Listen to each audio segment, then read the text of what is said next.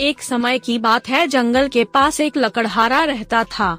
वो जंगल में लकड़ी इकट्ठा करता था और उन्हें पास के बाजार में बेचता था कुछ पैसों के लिए। एक दिन की बात है, वो एक पेड़ काट रहा था, तभी हुआ ये कि गलती से उसकी कुल्हाड़ी पास की एक नदी में गिर गई।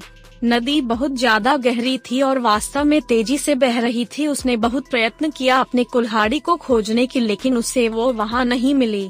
अब उसे लगा कि उसने कुल्हाड़ी खो दी है। वहीं दुखी होकर वो नदी के किनारे बैठकर रोने लगा। उसके रोने की आवाज सुनकर नदी के भगवान उठे और उस लकड़हारे से पूछा कि क्या हुआ।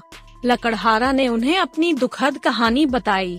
नदी के भगवान को उस लकड़हारे के ऊपर दया आई और वो उसकी मेहनत और सच्चाई देखकर उसकी मदद करने की पेशकश की। वो नदी में गायब हो गए और एक सुनहरी कुल्हाड़ी वापस लाया, लेकिन लकड़हारे ने कहा कि यह उसका नहीं है। वो फिर से गायब हो गए और अब की बार उन्होंने चांदी की कुल्हाड़ी लेकर वापस आए, लेकिन इस बार भी लकड़हारे ने कहा कि ये कुल्हाड़ी उसका भी नहीं है।